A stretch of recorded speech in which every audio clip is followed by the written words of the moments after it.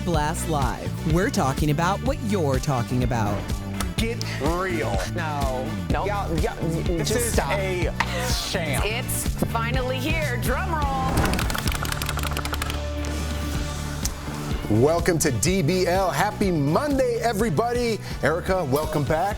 Thank you. Did you meet any of our Las Vegas, Nevada fans? Yeah, we met a bunch of people. Maria was at the airport. She watches every day, so I wanted to give a shout out to her. And then there were a bunch of people that came up to us at a certain point. Really? Yeah, so That's it was cool. nice. It's always nice to meet DBL Nation. Yeah. I love it. I love it. You had a good time? Of course, yeah, always. I went sledding. You went to Vegas. Yeah. All right, we'll stick to your stories. Let's get to some of our stories today. We're starting today with Prince Harry, who is dropping all sorts of bombshells on his media tour. He's promoting his new memoir called Spare. It comes out tomorrow. So in his interview last night with Anderson Cooper on 60 Minutes, Harry went after the Queen consort, his stepmother, Camilla. Let's take a look. She was the villain. She was the third person in the marriage. How was she dangerous? Because of the need for her to rehabilitate her image.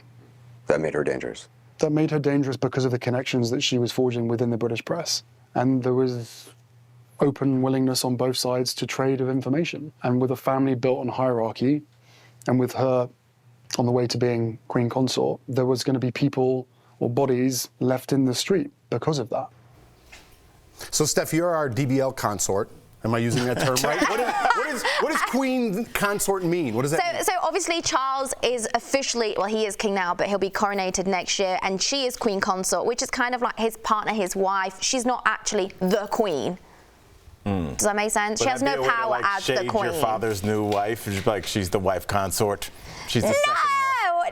No, it's not really the same. She's not a concubine. Let's get it clear. All right, so you're not our DBL consort. Yeah. We're going to take that one back. No. All right, cool. What do you think about what Harry's revealing? Oh, I think, it's really sad, but I mean, it's very evident, and I think as Harry and Meghan have spoken, and as The Crown has shown, and all the popular series and documentaries, there is this hierarchy that Harry speaks of, and it's very well known, and I think it's very, very sad that Camilla, being who she is, and her involvement in the royal family, being the third wheel in the marriage with Diana and Charles, has felt the pressures, or has been advised, or has been told, as you know, your husband is going to be king, you have to change the image that the public have of you, which for many years, the majority of my lifetime, has been pretty horrendous, to be honest. She's been public enemy number one. Really? Oh gosh, yes. Like, people didn't, it's very rare that people were on Camilla's side, and she's had a very bad time, and I can imagine they felt such pressure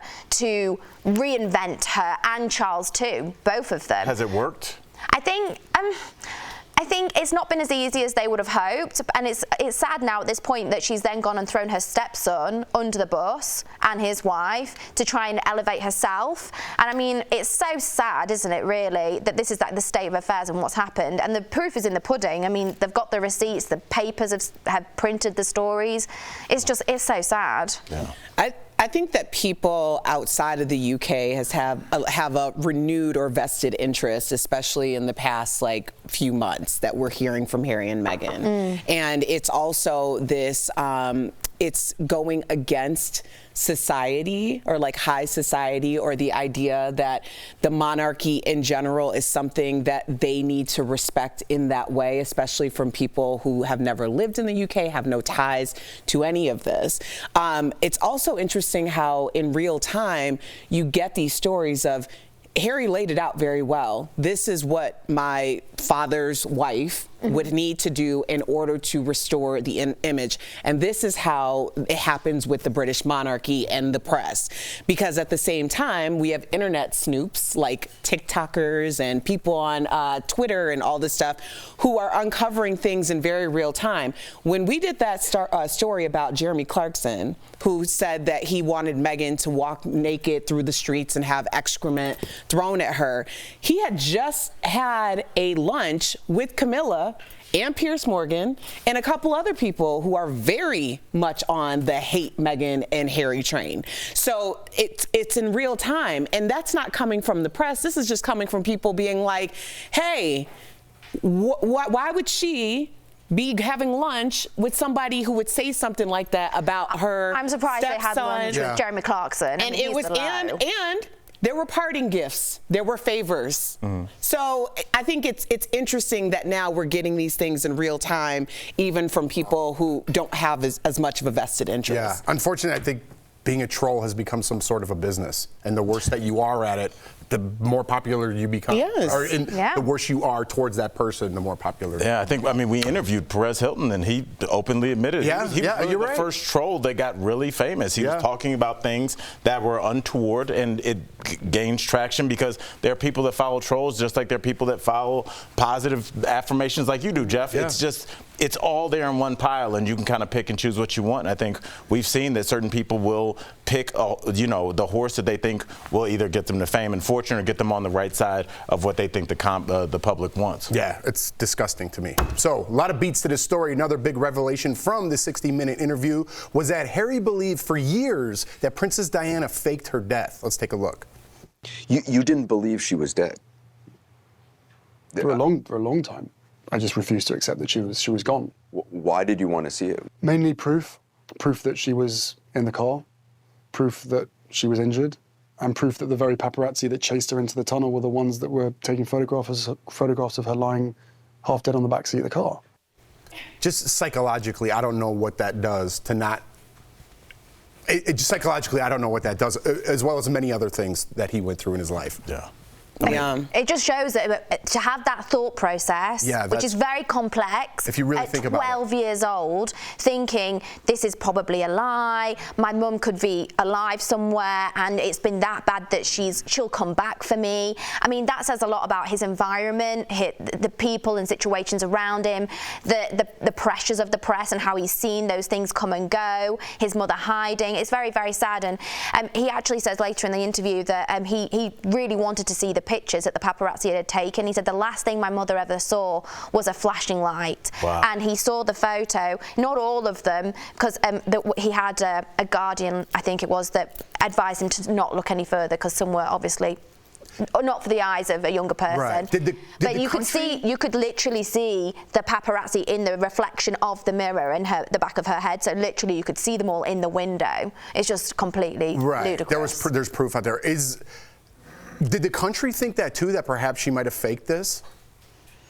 I think there's always going to be conspiracy theories, aren't there? I mean, about everything. But I think the majority of people they knew that Diana was dead. Yeah. I think that's hope, which is really sad, and desperation, and a little boy that is very lost and had PTSD I think still to this day, to be honest. And also a little boy that's grown up in a family that can control everything. Yeah. If they want something to go away, it just did. So up until that point in his life, and even now, anything that the family willed, it happened.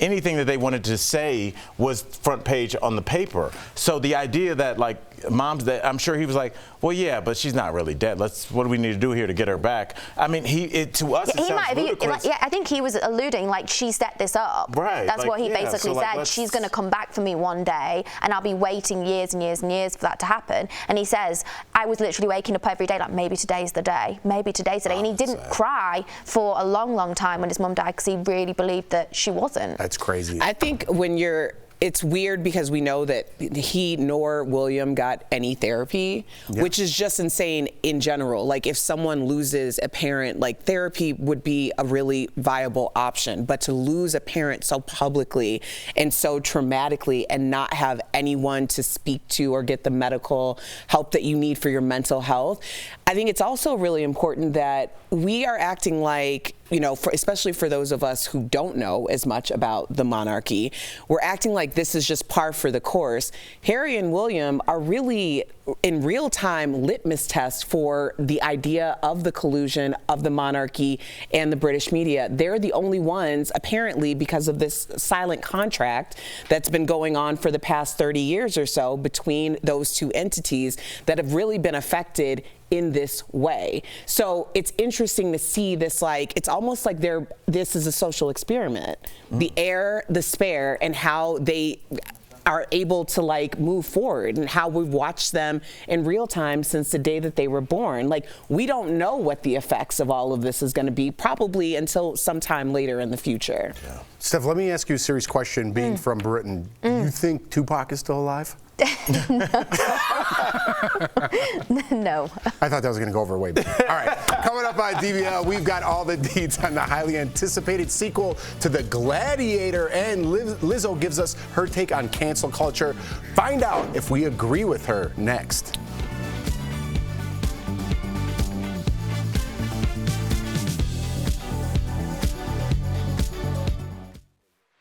It's a new year, and DBL is all the talk. Let's get it going. We had a lot to talk about last year. I'm flexing every day. And we're not stopping in 2023. I'll see you guys on the flip side. Oh. So, Diane, there was some other conspiracies? Dodie also is a very interesting character himself. So Dodie's father, who was like a billionaire that owned Harrods, was convinced that they were killed, murdered by the royals. But he was a real That was the royal. real- He was a an very accident, big obviously. royalist. They set up the accident? Like it was on purpose. That they were like his theory is that like they were chased on purpose to that outcome. Right. Like with that in mind. How much merit did you give to that? And in the new Crown, Um. Diana's driving her car and she has trouble with the brakes. Oh yeah. I mean, that's Oh, totally really? fabricated, but there's a scene where she's hitting the brake and it won't stop, and she has like her car's out of control. So it's planting the seed that there was some. I feel so bad for Diana because I do think there was so much. She was set up so many times by so many people to get the stories, especially that BBC interview. Yeah. It's so illegal what they did. It's shocking. The Martin Bashir. Oh, terrible. And I think she got to the state of being. She already definitely had mental illness. It's a fact.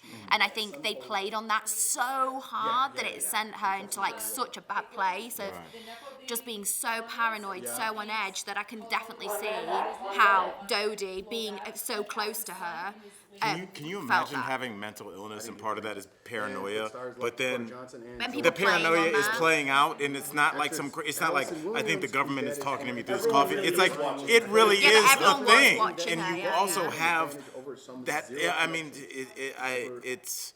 Erica, you were saying, it's crazy that they didn't have any therapy, and But in England, that's really not. Well, I was thinking in this country, you think about it, like our royalty was the Kennedys, and they saw, Robert killed, John killed, the Chappaquiddick. There's a lot of trauma there as well, and JFK Jr. And so there's no therapy there.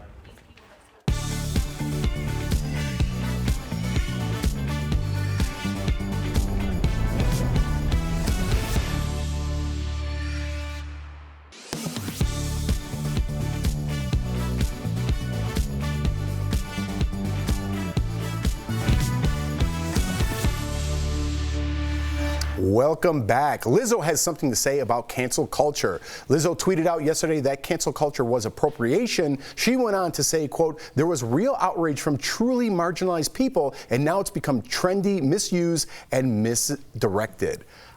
I totally agree with what Lizzo's saying. I think you agreed 2 years ago. Yeah. You were saying this. Absolutely. Yeah. And people jumped on that wagon when there was truly something to say and be said about our culture that needs to change. And people just jumped on that wagon and kind of, I don't know, you guys take it. I was with this 2 years ago. Yeah, and I'm glad people are jumping on board. It's a weird thing, cancel culture, where at first I think that we would cancel things. So there was no term for it. If we didn't like something anymore, it just went away, like Crystal Pepsi. Like people didn't like that, so we canceled it. But it doesn't mean that we hate it. It just went away. But now it's just like if somebody says something you don't agree with, they are canceled. If somebody is on a team that you don't agree with, they are canceled. But then what ended up happening is the people we ended up canceling, they got more popular within their base and became almost like having more power than they did before because their followers feel like they were aggrieved. So in a weird way, cancel culture, in my mind, backfired twice. I think it's interesting that she referred to it as appropriation. I did too. I didn't understand. Well, I thought about it because I was like following the line of thinking, and when she said that there were marginalized groups and communities who had real issues to have that were necessary to be amplified. For sure. And cancel culture ensued. We're seeing other other things being met with the same energy as these marginalized groups who had been oppressed for so long and silenced for so long. And it's like, it took us 200 years to get a voice for these communities, but we can meet the same energy with something that doesn't feel as rooted in our culture, or maybe doesn't affect people the same way. When you hear like cancel the VMAs, yeah, or something, right, they stole that. Right. Those people stole that. So that's why she chose appropriation. Okay. Yeah. But I do think it is important, and you know, the pendulum swings both ways when it comes to social media and the idea of people having a voice. I do think it's important that people are able to have a voice. I also think that it's important that we use discernment for the level of energy that we bring to each topic and give it its just due. Truly well said. Well said. Let's move on to this last one, Steph. I want to get your opinion. Some celebrities are chiming in on being called nepotism babies. It started last month after New York Magazine did a story on Hollywood's Nepo baby boom and put stars like Dakota Johnson and Zoe Kravitz on the cover. Actress Allison Williams, whose dad is former NBC News anchor Brian Williams, recently told Vulture Magazine that she's definitely had an advantage over someone with zero connections in the industry. Other stars are leaning into their privilege. Hailey Bieber, whose dad is Stephen Baldwin, was seen wearing a t-shirt that said Nepo baby. After the pic was posted to Instagram, Gwyneth Paltrow responded writing, "I might need a few of these." So, I mean, you could lean into it, but it's truly there. I mean, look around Hollywood. I think it's so there, but I mean, it's like anything in life. Like, if literally any of us could help any family member or friend that's deserving of a spot, you will. Right. And I think, obviously, Hollywood is obviously all over the press, all over the television. It's so embedded within our lives that we feel we have these weird connections to people that we absolutely do not. So we feel more entitled. And this is an example of cancel culture, like, oh, these people don't deserve it because they're related to so-and-so. But you know what? They might get that foot in the door, right? Much easier than any of us would, let's be clear. And all of us, in our own different ways, have all got here off our own credit and backs. We are not nepotism babies. I sure as hell wish I was. And I would ride that train proudly. You get a t-shirt. I would. Yeah, I would too. But I think, you know, you do get that foot in the door, but it doesn't mean you're going to stay there. If the ratings aren't there, if your performance isn't good, you don't just get to keep on to those titles, those movies, those hit records. You will get dropped just as fast as the next person. But does it give you a step up? Yes, it does. But anyone at home that says they wouldn't do the same for their family members is completely lying. And this is so much bigger than Hollywood too, Steph. Have you guys ever heard of Steph Curry? I think he plays basketball. Did his dad play pro basketball? Did Klay Thompson's dad play pro basketball? It helps as well if you grew up in a house where this is what your family does. Yeah. If you grew up in a line of 4 generations of proud Irish firefighters, yeah, you're probably going to know how to handle. You're going to hear your dad talk at dinner. You're going to know how to do these things. The flip side to that too, and this is no shade, but there was also this pretty famous person called Michael Jordan who had a couple of sons who didn't necessarily, you know, follow in that way. Yeah, so it's like we look at the success stories, but for every success story, there might be some people who didn't get their foot in the door. Yeah, Bo Jackson. A couple of Chicago names. Yeah, I'm like, just no shade. Shade. No, I'm not shade. I'm just saying big names around Chicagoland that had big names attached. You thought they were going to do big things. It's hard to step in those shoes sometimes. Coming up on DBL, who is the actor filling the shoes of Russell Crowe? Oh, that was a good transition. In Gladiator 2, we've got the scoop on Paul Mescal next.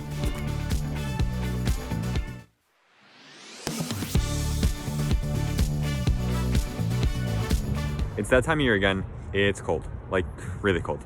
But it's not as cold as it is where I'm from, which is New Jersey. I thought that the warmer winters would feel a little better. They don't. It's still freezing. My dad says when I moved from somewhere cold to somewhere warm, my blood thinned. Is that true? To verify, I consulted the Mayo Clinic and heard from Dr. P.J. Miller, assistant professor of hematology and oncology at Atrium Health Wake Forest Baptist. They conclude the claim is false.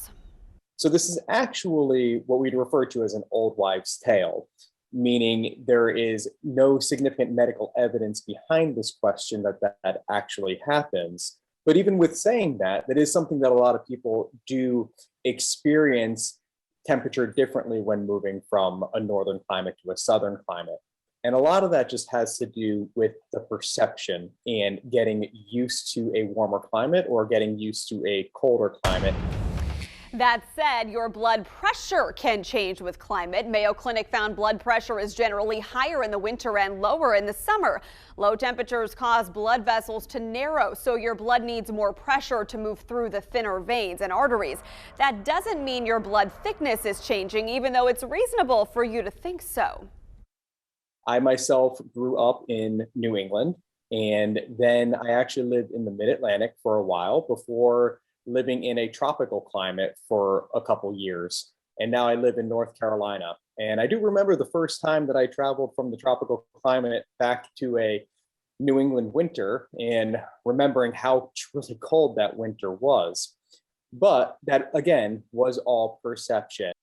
So in conclusion, we verified Tom's claim is false. No, your blood does not thin moving from a warmer climate to a colder one or vice versa.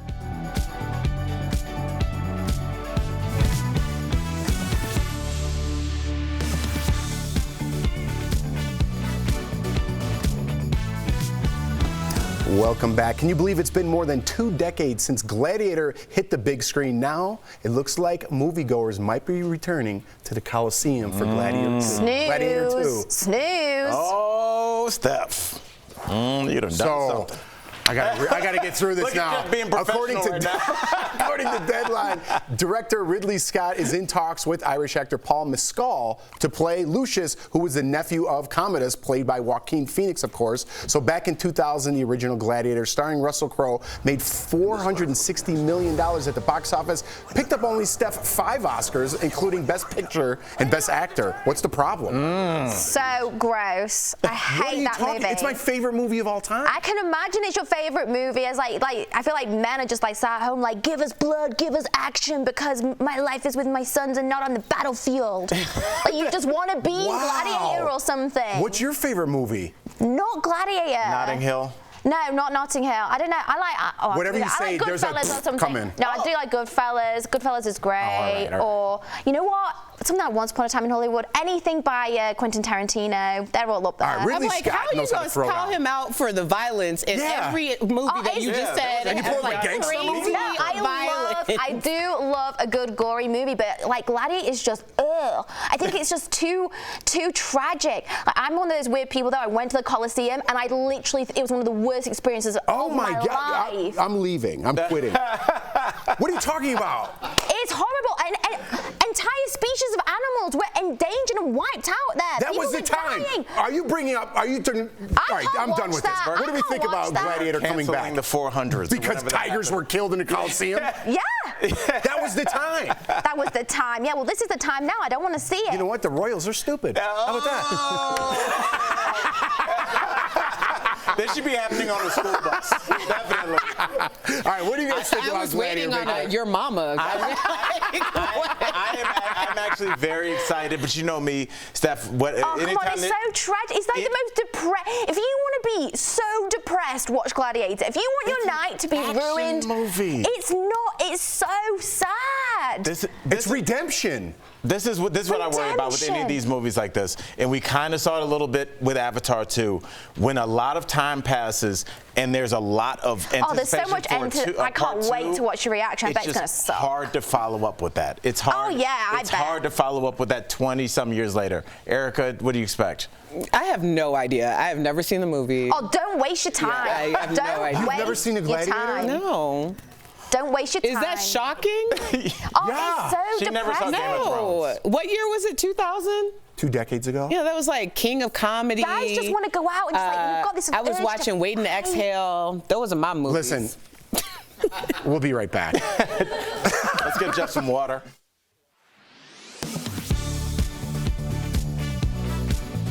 The 2 most popular COVID vaccines in the U.S., Pfizer and Moderna, are both what are known as mRNA vaccines. mRNA stands for messenger ribonucleic acid, and it's a critical component of cell function. Verified viewer Scott said he heard the mRNA in the COVID-19 vaccine can stay in your body a long time after you get the shot. So is that true? Let's verify. Our sources, the CDC, the National Library of Medicine, University of Missouri Healthcare, Nebraska Medicine, and Stuart Ray, an infectious diseases professor at Johns Hopkins. mRNA acts as a set of instructions telling cells how to make certain proteins. Ribosomes, the protein-making machines inside the cells, use those instructions. Once they're done making the protein, they discard the instructions, which then naturally break down. Now, the way a traditional vaccine works, you get a weakened version of a virus. Then your immune system is easily able to defeat it, and in the process forms antibodies for it. So the next time you're exposed to that virus, your body can quickly recognize and kill it. mRNA vaccines work similarly, but instead of the whole virus, you just get the instructions for one of the virus's proteins. Your ribosomes create a little bit of that protein, which by itself is harmless, and the immune system quickly recognizes that the protein is foreign and creates antibodies for it. Then the ribosome discards the instructions, the mRNA, just like it does for anything else it makes. All our sources say once discarded, the mRNA breaks down usually within a few hours, a few days at most. It's actually a pretty fragile substance, which is why the vaccine has to be handled carefully and kept cold. Dr. Stuart Ray told us, quote, "We know from many decades of work that mRNA is short-lived, among the least persistent of the macromolecules in our body. In no instance have we found mRNA that lasts for a long time in living tissue." So we can verify no. mRNA from the COVID-19 vaccine does not stay in your body a long time. With your Verify, I'm Casey Decker. Are you skeptical of headlines and what you see on social media? We are too. The Verify newsletter helps you distinguish between true and false information by answering your questions. It provides fast facts on trending topics, spotlights major stories, and even includes a daily fun fact for all those trivia buffs out there. Get Verify's fast facts delivered every weekday to your email inbox. During the pandemic, Congress passed 3 laws to send stimulus checks to millions of Americans. The last round of payments went out in March of 2021, and Verify viewer Laura contacted us to see if any more money is on the way from the federal government. So Laura, let's verify.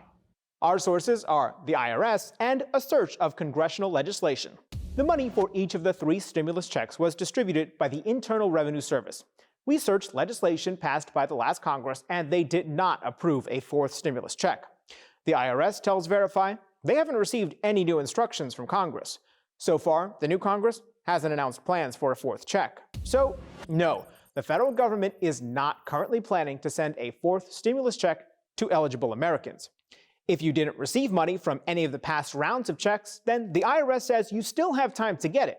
Just file your 2020 or 2021 taxes and claim the recovery rebate credit. With your Verify, I'm Brandon Lewis.